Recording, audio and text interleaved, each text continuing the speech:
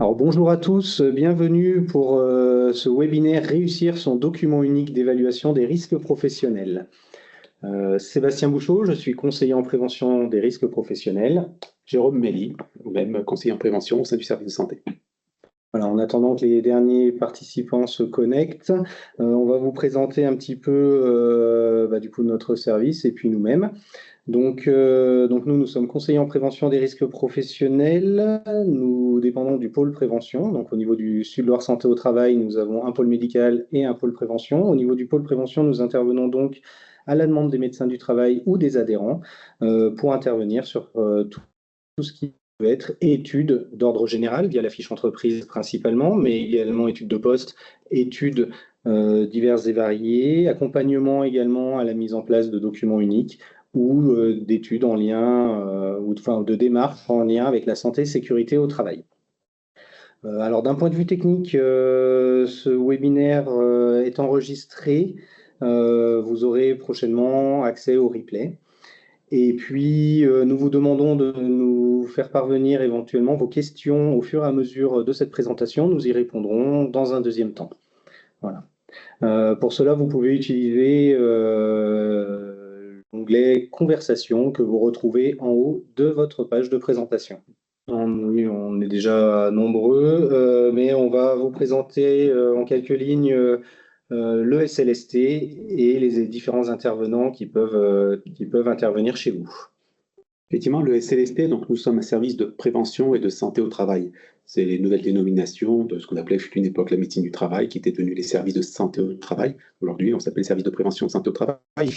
Nous sommes une association à but non lucratif de loi 1901, et pour pouvoir exercer, nous devons avoir un agrément de l'adresse sur l'aspect géographique. Donc, les entreprises peuvent adhérer, dont celles qui sont sur les 2 tiers sud du département de la Loire, et sur un aspect professionnel, puisque on est interprofessionnel, sauf BTP et fonction publique.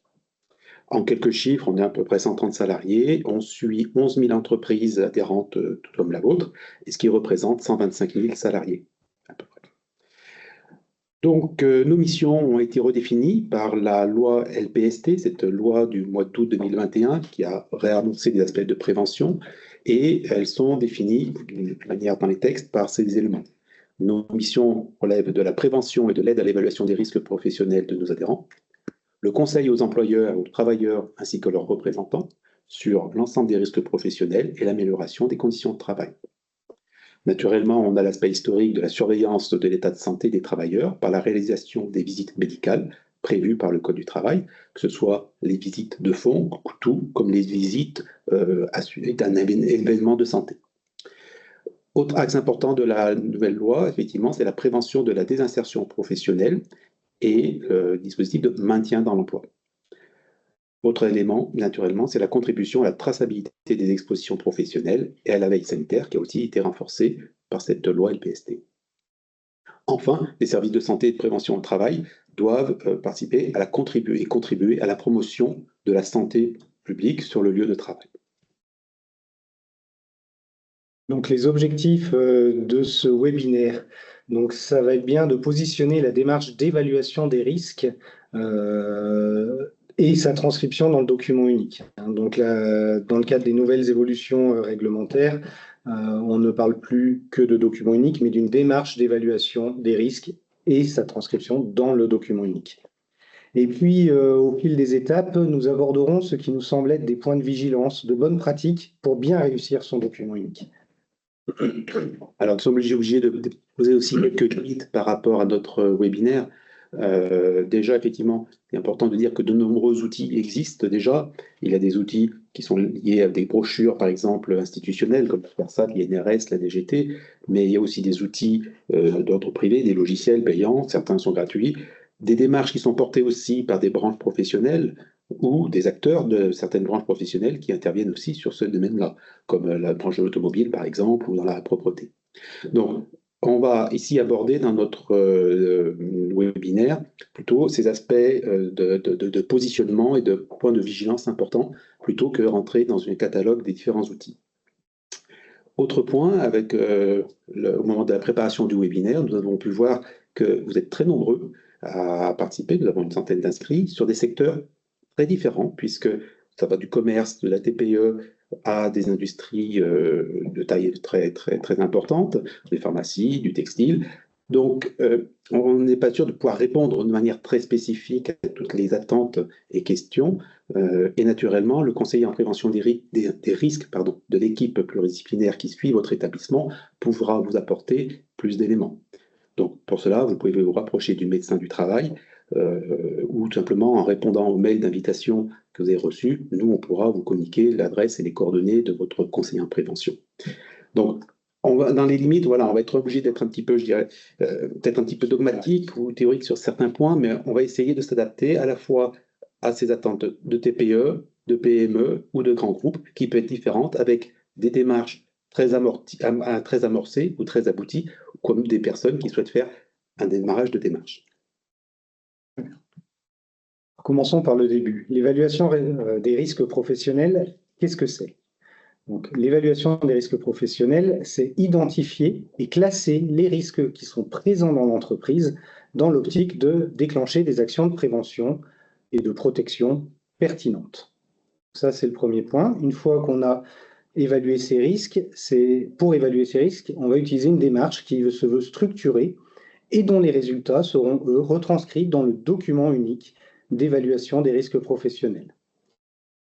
Le document unique d'évaluation des risques professionnels restant un point de départ pour toute démarche en santé et sécurité au travail.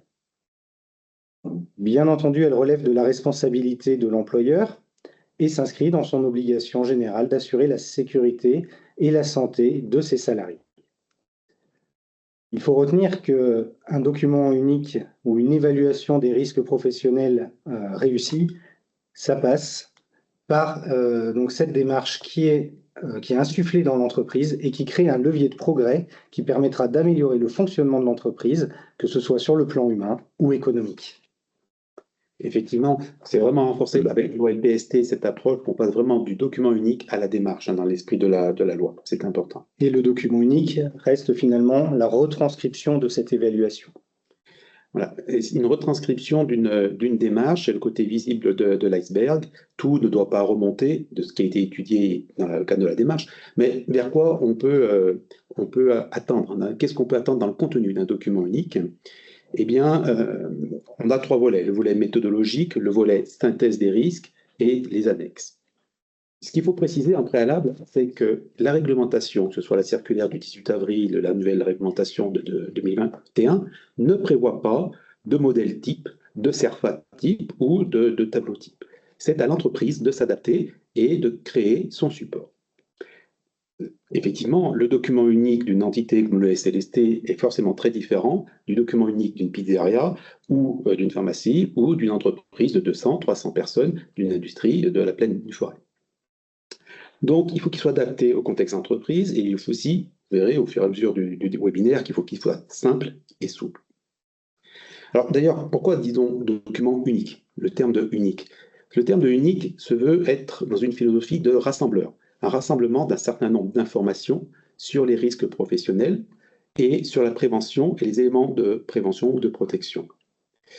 Donc, il faut avoir une vision globale et intégrer une notion de programmation de la prévention. Je reviens sur le contenu du document unique.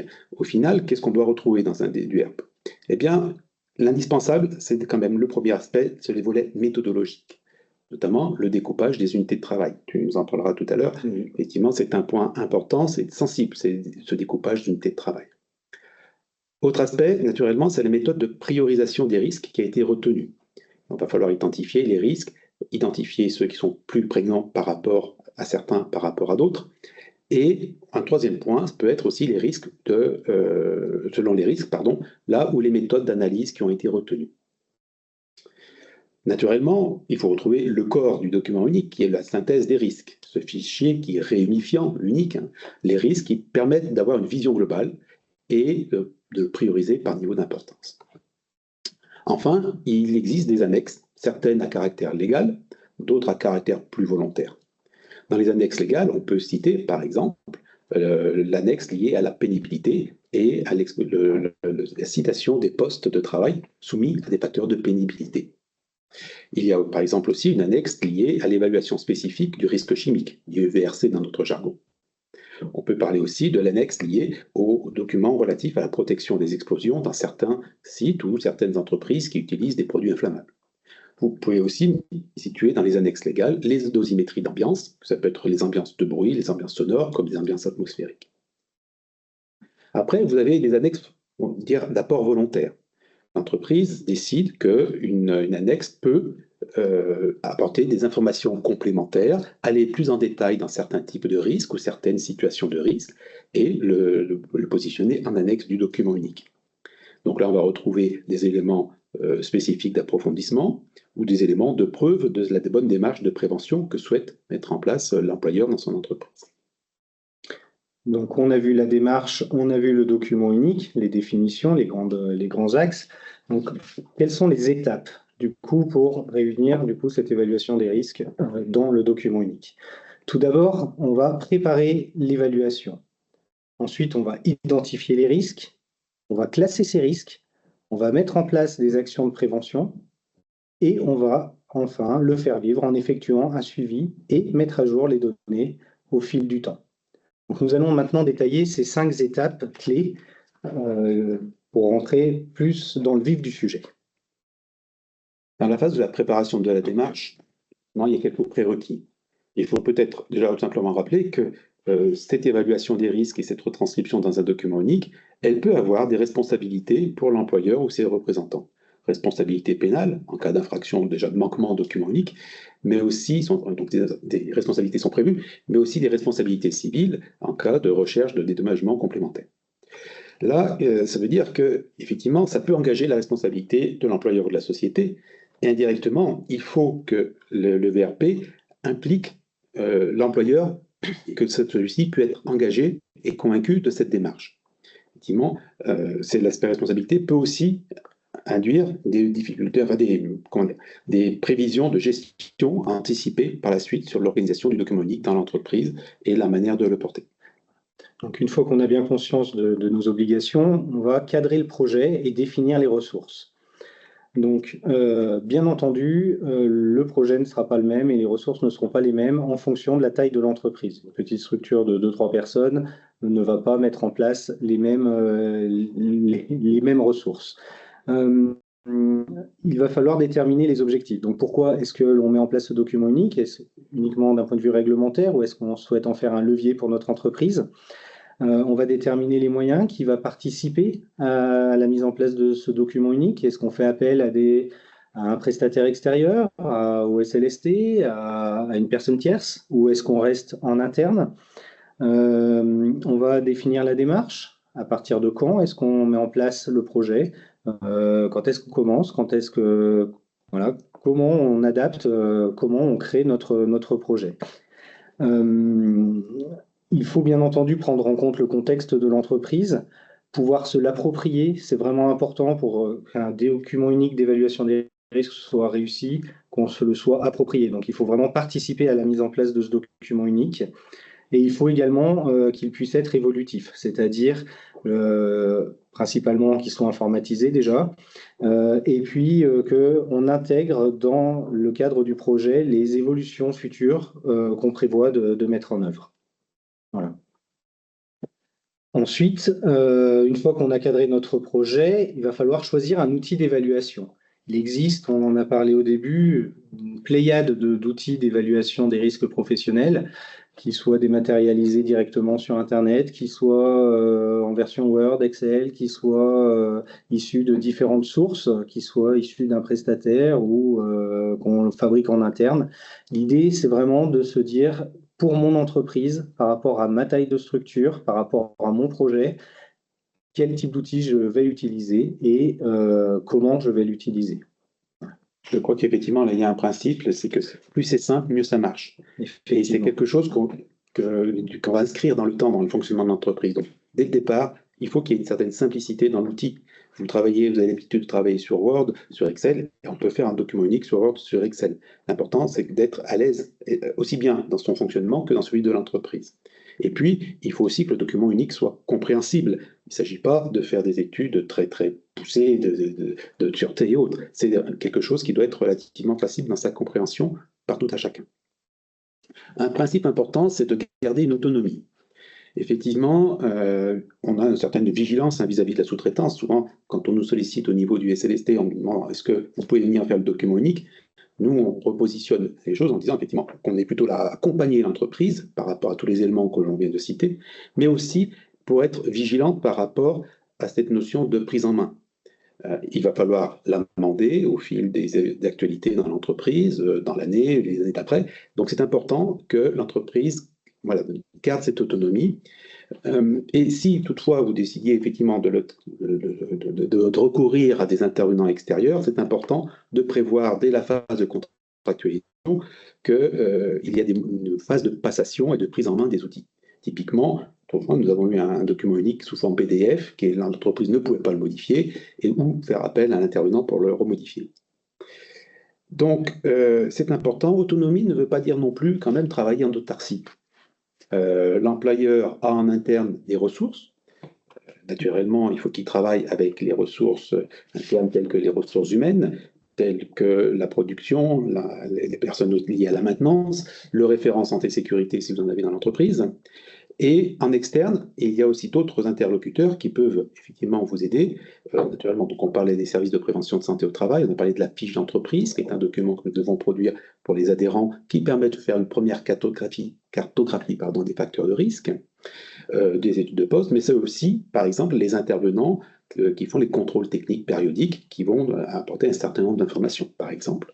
Et puis, je resitue les branches professionnelles qui peuvent donner des éléments, ne serait-ce que documentaires. Enfin, il y a l'appropriation de la démarche, on en a parlé, c'est important donc au niveau de l'employeur, mais aussi à l'ensemble des salariés. L'encadrement, les salariés. C'est important pour différentes raisons. La première, c'est d'être participatif, c'est d'être dans la philosophie recherchée par la nouvelle réforme, mais aussi parce qu'il est nécessaire de prendre en compte le travail réel. Et pas celui tel qu'on peut l'imaginer ou tel qu'on a prévu qu'il soit, le travail réel. Et ces écarts, souvent, entre le travail réel et le travail tel qu'on a demandé de faire, là, c'est dans ces écarts qu'on voit apparaître souvent des facteurs de risque et des apparitions de scénarios d'accident. Donc, c'est important, effectivement, d'intégrer les différents salariés pour être sur cette proximité du travail réel. Ça permet aussi de les intégrer et de les sensibiliser, de les questionner sur leur perception du risque et indirectement, finalement, leur culture de prévention et peut-être faciliter la mise en place de moyens de prévention et de protection par la suite. Et enfin, la participation des salariés est importante puisqu'elle permet quand même de faciliter la phase de consultation du document unique par le CSE. Ça fait partie d'une nouvelle disposition. La loi LPST prévoit qu'aujourd'hui, le document unique fasse l'objet d'une consultation auprès des IRP. Bien entendu pour les entreprises de plus de 11 salariés. Ouais. Et surtout, même 50 par rapport au CSE. 50 par rapport au CSFT.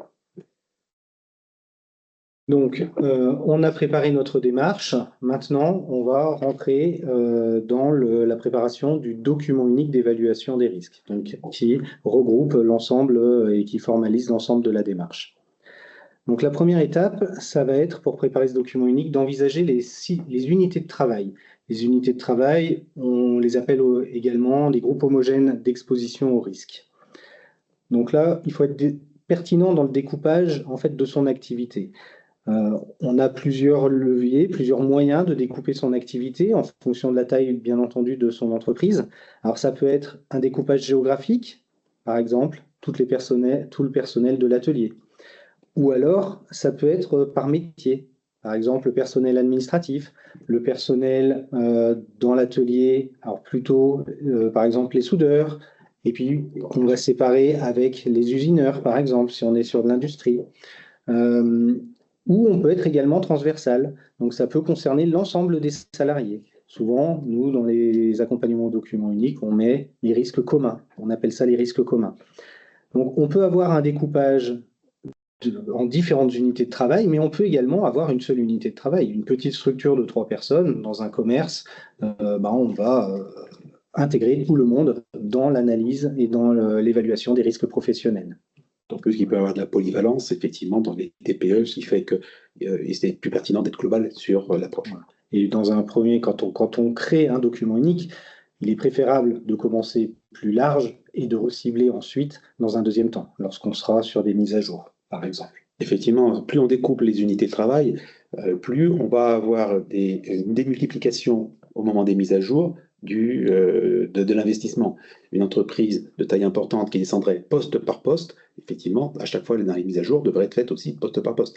Donc, ce découpage des unités de travail et la pertinence de ce découpage est une phase très importante. Avant de figer les unités de travail, il va falloir faire l'analyse de l'existant. Effectivement.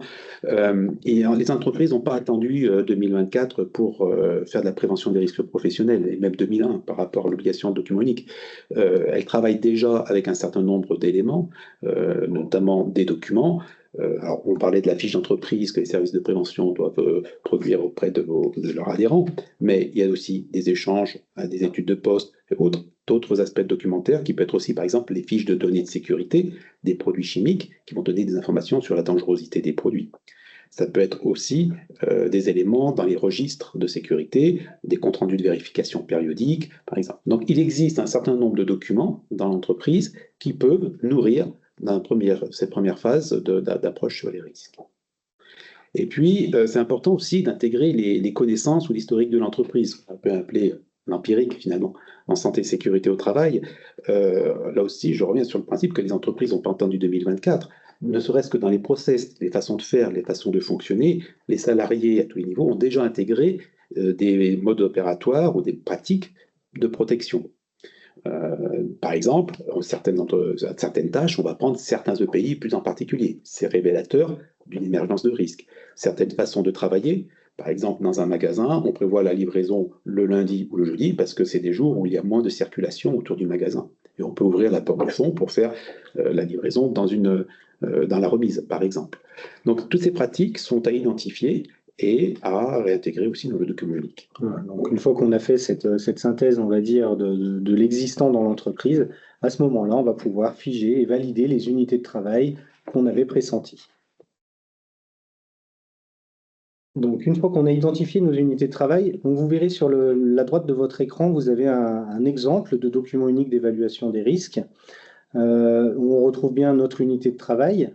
Ici, sur cet exemple, c'est un cuisinier. Et puis ensuite, on va retrouver les différents aspects qu'on va détailler par la suite. Donc, on va, pour identifier les risques, s'appuyer sur les compétences et les connaissances dont on vient de parler juste avant. Il va falloir faire la différence, effectivement, entre un danger et un risque. Par exemple, pour notre cuisinier, avoir un couteau posé dans un tiroir, c'est un danger. Utiliser le couteau, c'est un risque, puisqu'il est en contact potentiellement avec ce couteau. Donc, il va vraiment falloir s'appuyer sur l'ensemble des connaissances et des compétences et des salariés qui sont présents et qui sont eux, au fait des risques auxquels ils sont exposés. Il va falloir faire la différence entre la prévention et la protection, par exemple, également. Voilà. Et puis, donc, il va falloir s'appuyer sur l'analyse du travail réel. Jérôme en a parlé un petit peu tout à l'heure. Le travail réel est parfois différent du travail prescrit, d'où l'importance d'intégrer vraiment l'ensemble des salariés dans la démarche.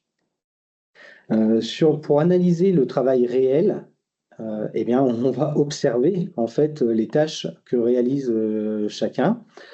On va identifier donc par famille de risques les situations à risque identifiées, réellement exposées par les salariés. D'où l'importance également de ne pas partir d'une trame toute faite, par exemple, parce que ça va peut-être nous proposer des situations à risque qui, au final, n'existent pas dans l'entreprise. Il va falloir également échanger avec les salariés concernés pour s'assurer qu'effectivement, ils sont bien exposés à ces risques-là, et puis se questionner par rapport au travail qui est réalisé. Donc, on va bien identifier les situations à risque. Pendant qu'on identifie ces situations à risque, il faut également identifier les moyens de prévention actuels, qui sont opérationnels, qui sont en place. Ce n'est pas les moyens de prévention qu'on souhaite mettre en place. C'est très important. On arrive à voir parfois dans des exemples de documents uniques des moyens de prévention qu'on souhaiterait avoir en place ou que l'entreprise souhaiterait mettre en place. Non, là, ici, il s'agit bien des moyens de prévention opérationnels donc, qui sont en place dans l'entreprise. Si nous avons fait votre fiche entreprise il y a peu de temps, ces aspects-là sont en général peut-être pas exhaustivement présents, mais en tout cas listés sur une première approche. C'est important effectivement d'être sur les moyens de prévention actuels et opérationnels ou efficaces. Que pourrait-il se passer si, en cas d'accident, il était noté dans les moyens de prévention du document unique, par exemple chaussures de sécurité au port obligatoire au sein de l'atelier, et qu'on se rend compte au moment de l'accident que personne ne portait ses chaussures de sécurité et que ça déclenchait un accident grave? Quelles pourraient être les conséquences d'un point de vue juridique? Voilà. Donc les moyens de prévention actuels opérationnels, c'est important parce que c'est aussi ceux-là qui vont pondérer le jugement finalement par rapport à la situation de risque initiale. Donc, si on est sur des moyens de prévention un peu théoriques ou qu'on aimerait de l'esprit qui ne soit pas forcément efficace, finalement, on a un biais qui peut s'installer dans l'évaluation de seconde phase. Alors, oui, si on revenir en arrière, effectivement, il y a l'aspect sur l'exhaustivité. Oui. Alors, l'exhaustivité, c'est la circulaire du 18 avril aussi, qui demande à ce que l'employeur ait une approche exhaustive des risques professionnels. Alors là, c'est quand même relativement difficile et c'est un petit peu théorique d'être complètement exhaustif. On pourrait prendre un exemple concret qu'effectivement, une piqûre d'abeille puisse déclencher des effets dans une entreprise de mécanique, c'est pas très congruent. Par contre, ça le devient dans un secteur des espaces verts ou de la maintenance en extérieur d'installation, ou voire même peut-être de négoce de matériel d'apiculture, par exemple. Donc, il faut être exhaustif, mais dans le cadre d'une certaine congruence par rapport à ses activités de travail. Voilà. Il y a beaucoup de guides qui peuvent exister en fonction des métiers de chacun, qui listent déjà un certain nombre de risques à bien reprendre et à bien s'approprier dans le cadre de son propre document unique. Et effectivement, il faut aussi ne pas perdre de vue les risques des activités qui pourraient paraître un peu périphériques. Par exemple, l'activité de conduite dans le cadre du travail qui génère un risque routier professionnel. Ça fait partie des risques que l'on doit retrouver dans le document unique. Les risques psychosociaux, naturellement, à partir du moment où on met 2 personnes, 3 personnes dans un atelier ensemble, il peut y apparaître des facteurs de risque par rapport aux interrelations, par exemple. Et puis, il faut aussi s'assurer qu'on ait quand même les risques métiers, comme disait Sébastien par rapport au support. C'est important que les risques principaux ressortent. Je vais prendre un autre exemple. Le peintre en bâtiment qui oublie de parler du chute de hauteur ou du chute en élévation, ça peut être un petit peu problématique en cas de problème d'accident. Il y a aussi la particularité des salariés que l'on va avoir dans son entreprise. Est-ce qu'on a des travailleurs handicapés? Est-ce qu'on a des femmes potentiellement en âge d'être enceintes? Est-ce qu'on a des salariés à profil un peu particulier qu'il faudrait intégrer directement dans le cadre du document unique? Par exemple, si c'est un poste de manutentionnaire, eh bien, il faudra limiter les poids si on est en présence de personnel féminin. Effectivement, cette prise en compte des particularités des salariés au sens toujours global du terme, effectivement, elle fait partie des aspects des dernières un peu directives qui sont données par les institutionnels. Autre point, et là c'est la loi LPST qui le demande de le préciser, c'est de penser les risques aux effets différés. Qu'est-ce qu'on appelle les risques aux effets différés? Finalement, c'est les risques qui peuvent avoir des impacts de manière chronique. Aujourd'hui, jusqu'à cette loi, le document unique était très axé accident du travail, éléments brefs et soudains.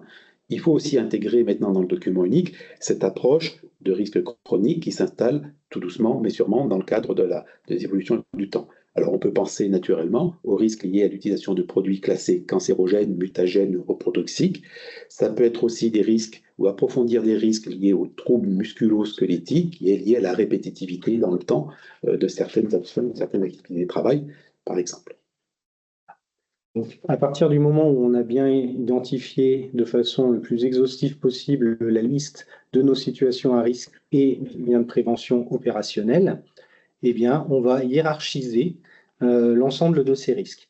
Donc, cette hiérarchisation va être adaptée en fonction de chaque structure. Une petite entreprise peut avoir une approche de hiérarchisation très simple, alors qu'une entreprise plus complexe, avec de nombreuses unités, va plutôt pencher vers une matrice, par exemple, d'évaluation des risques professionnels. Donc, dans ces approches, on va avoir la plupart du temps, on va se retrouver avec un système de cotation, qu'il soit sous différentes formes. Pardon. Ce qui est important de prendre en compte, c'est toujours d'avoir une fréquence, enfin d'évaluer une fréquence d'exposition et une gravité d'exposition par rapport à la situation identifiée. Quel que soit le niveau ensuite de détail qu'on va y mettre, il faut vraiment que la fréquence et la gravité apparaissent dans votre document unique. Et il faut également qu'on ait une évaluation de la maîtrise du risque qui est présente. Donc, pour faire cette évaluation, différentes grilles existent. Pour une TPE, par exemple, on peut très bien utiliser, comme dans l'exemple qui est indiqué sur votre écran, donc choisir une fréquence d'exposition qui peut être soit ponctuelle, c'est-à-dire qu'on ne va pas être exposé régulièrement à cette situation à risque, soit qui va être fréquente, c'est-à-dire que tous les jours, ça fait partie du quotidien, on est exposé à cette situation à risque. Et de la même façon, la gravité va être évaluée en fonction donc, est-ce qu'on risque un accident du travail avec arrêt ou pas, par exemple, dans le cas qu'on a à l'écran. Pour ce qui est de la maîtrise, on peut très bien avoir un système d'évaluation qui va dire oui, c'est maîtrisé plus, ou c'est maîtrisé moins, ou c'est à approfondir, ou alors on peut créer des échelles de cotation sur différents niveaux, alors de 2 à effectivement 10 niveaux si on le souhaite. L'idée étant, pour que ça reste quand même facilement utilisable et compréhensible par tous, de limiter quand même le nombre de choix possibles. Voilà, si on fractionne à l'heure, par exemple, pour la fréquence d'exposition, on peut vite se retrouver avec des échelles qui seront très diluées. Ouais, je crois qu'il y a aussi un point important, effectivement, c'est la nuance entre fréquence et probabilité. On est bien dans le cadre de la description des risques, une notion de fréquence d'exposition, de participation, de durée d'exposition par rapport à une situation qui est différente d'une probabilité d'apparition de l'accident. La fréquence est liée, la probabilité, pardon, est liée à la fréquence et la maîtrise. C'est le rassemblement de la fréquence et de la maîtrise qui va faire cette notion de probabilité. Un risque très fréquent et très mal maîtrisé sera très probable, par exemple. Donc, n'hésitez pas non plus à avoir des indicateurs qui soient relativement aussi un peu étayés, effectivement ponctuels, fréquence, fréquent, très fréquent. Ça peut être intéressant de rajouter quelques notions quand même de paramètres. Typiquement, la gravité. On peut avoir la gravité très grave de type petite blessure, soin, jusqu'à arrêt, jusqu'à gravité irréversible, voire gravité mortelle. Le fait d'illustrer, d'étayer un petit peu les critères permet peut-être d'être un petit peu moins dans la discussion. On voit beaucoup d'entreprises où finalement la discussion tourne autour de cette évaluation. Est-ce qu'on est plutôt plus 2, moins 3, alors que la finalité, c'est bien d'avoir une vision globale de l'appréciation des risques et de la démarche de prévention qu'on va mettre en place. Donc une fois qu'on aura coté l'ensemble de nos situations à risque, eh bien on va avoir du coup, c'est passé un peu vite, mais du coup, on va avoir notre évaluation des risques qui sera priorisée. Voilà. Donc, une fois qu'on a évalué nos risques, eh bien, on va aller vers ce qu'on appelle le plan d'action.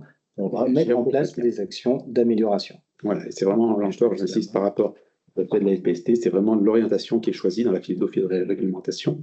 Alors, en fait, là, il va y avoir un peu une différence en fonction qu'on est sur une TPE, une PME ou une entreprise, un grand groupe. Il y a des différences, notamment des différences réglementaires. La TPE, elle, effectivement, moins de 11 salariés, va pouvoir émettre des actions de prévention suite à sa démarche. Il y a rarement des démarches qui n'aboutissent pas à le fait d'améliorer volontairement la prévention. Entre 11 et 49 salariés, il faut établir aujourd'hui une liste des actions de prévention ou de protection. Alors, il faut la formaliser. Il s'agit déjà de simplement se dire quelles sont les actions sur lesquelles l'entreprise souhaite aller pour minimiser. Il ne s'agit pas de révolutionner toute l'entreprise, mais tout simplement déjà de dire qu'on va maintenir dans l'année qui vient les vérifications périodiques, par exemple, qu'on va développer telle ou telle formation en lien avec la sécurité, le levage, cassesse, l'habitation électrique, ou qu'on va faire un renouvellement de pays. La formalisation est par contre beaucoup plus poussée pour les entreprises de plus de 50 salariés qui doivent établir ce qu'on appelle un PRIPACT, c'est-à-dire un plan annuel de prévention des risques et d'amélioration des conditions de travail. C'est un document qui est un véritable plan d'action qui doit être étayé sur les moyens humains, les moyens financiers que l'employeur va mettre en place pour réduire les risques. Ce PRIPACT doit être présenté au niveau des IRP, donc du CSE, et c'est une démarche beaucoup plus poussée, beaucoup plus lourde pour ces entreprises. Ces actions donc doivent être définies de manière concrète et idéalement programmées. Vous avez compris que plus on monte dans le nombre d'effectifs, plus elles doivent être bien programmées. Et la philosophie, c'est de les programmer selon trois facteurs, trois perspectives, qu'on appelle dans le jargon le TON, le technique, l'humain et l'organisationnel. Le technique, c'est tout ce qui concerne, par exemple, les machines, les protections machines, les outils, les luminaires, si c'est de l'ambiance lumineuse, par exemple.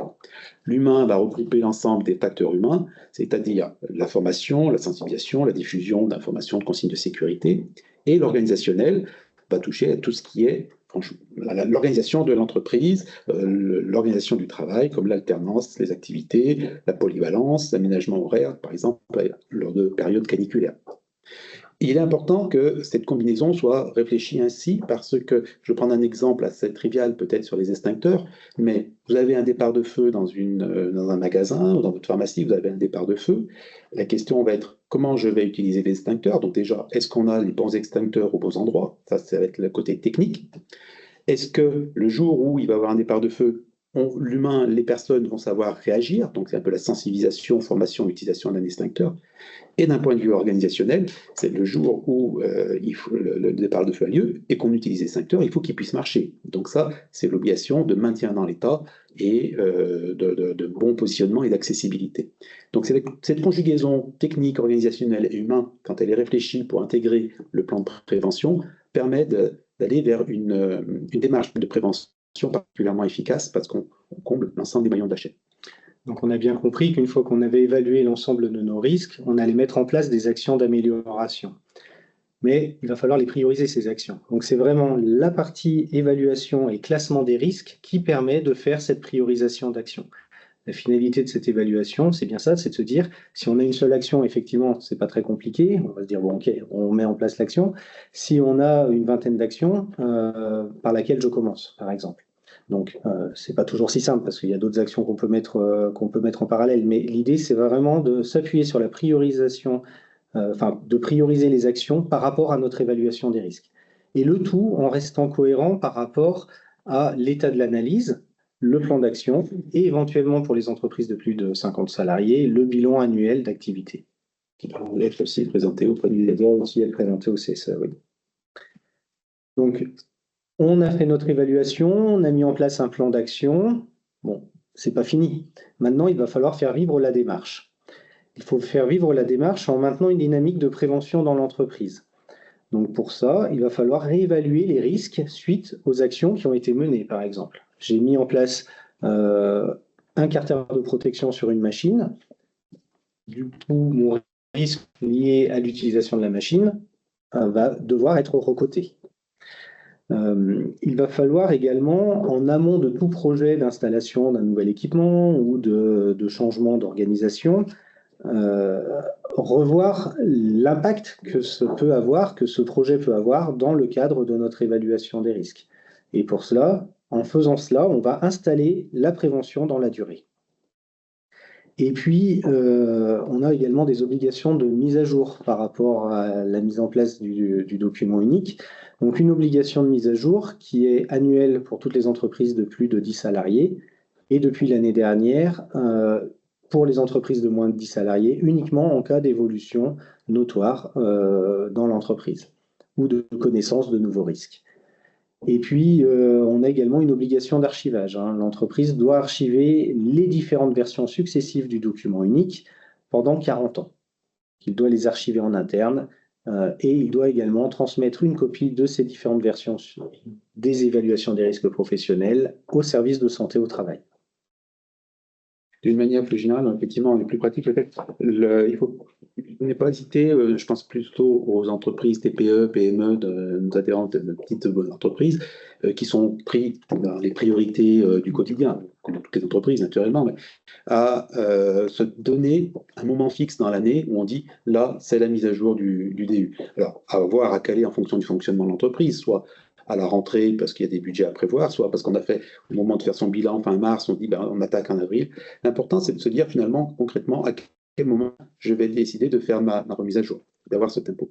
Alors cette mise à jour du document unique, vous la voyez en bas à droite, en vert, effectivement, elle est à réaliser aussi par un certain nombre de conditions réglementaires.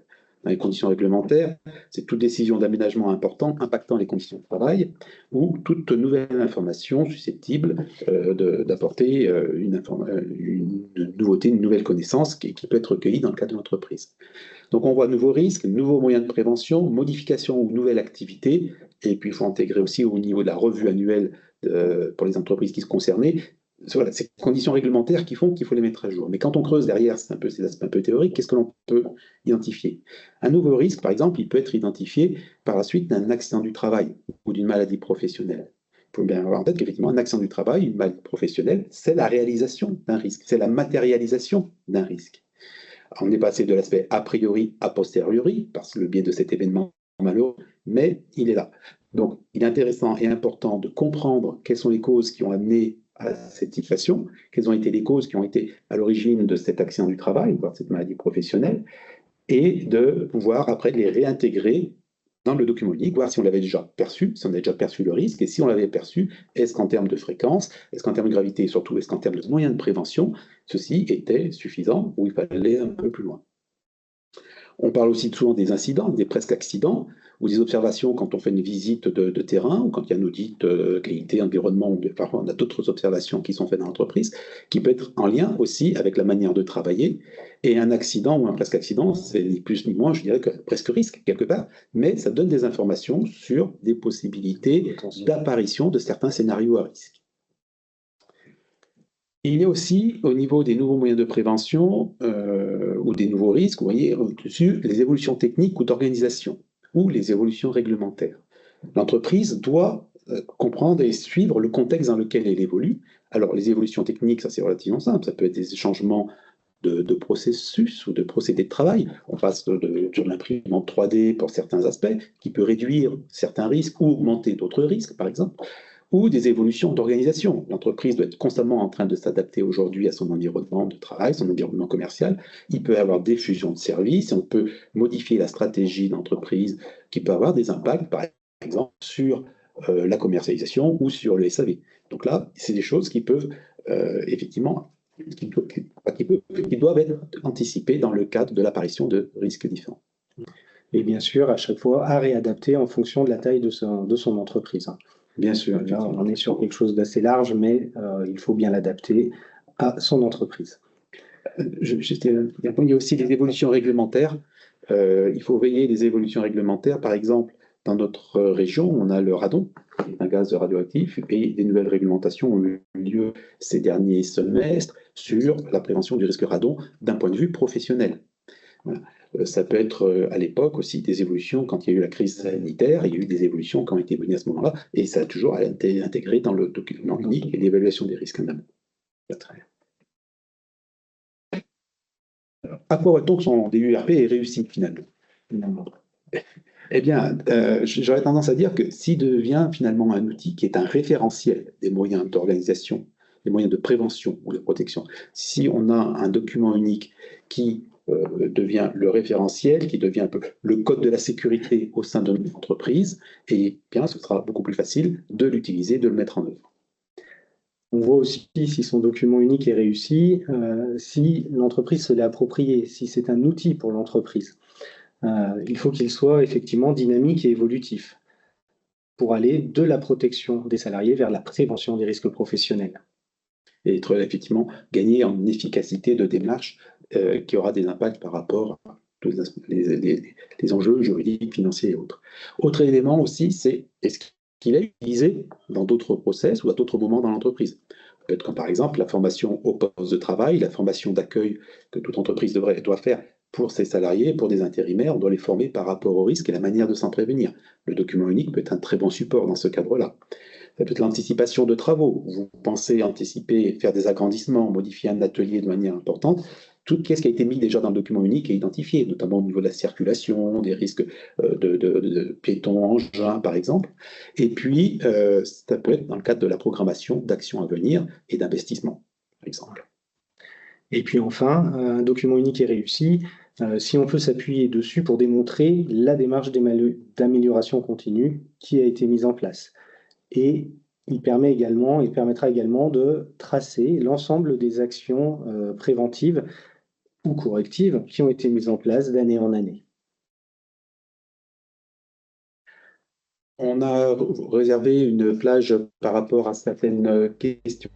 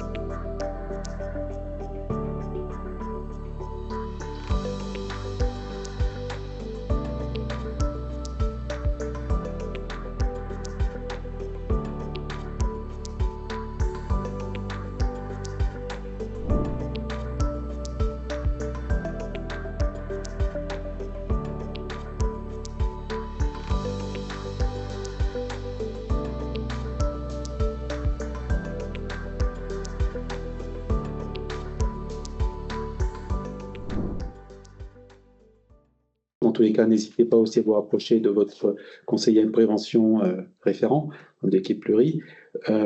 Finalement, on peut dire, pour conclure, qu'évaluer les risques, au final, c'est décider d'améliorer ou non certaines situations de travail vis-à-vis de leur impact possible en santé et sécurité. C'est vraiment la réelle évaluation du risque. Est-ce qu'on doit améliorer ou pas certaines choses? Merci à vous pour votre attention. Merci pour votre inscription. Et puis, nous aussi remercier Darlène, Lisa et Stéphane pour l'accompagnement technique. Vous ne les voyez pas, mais ils sont juste derrière l'écran. Ils sont là. Merci à tous. Merci à tous.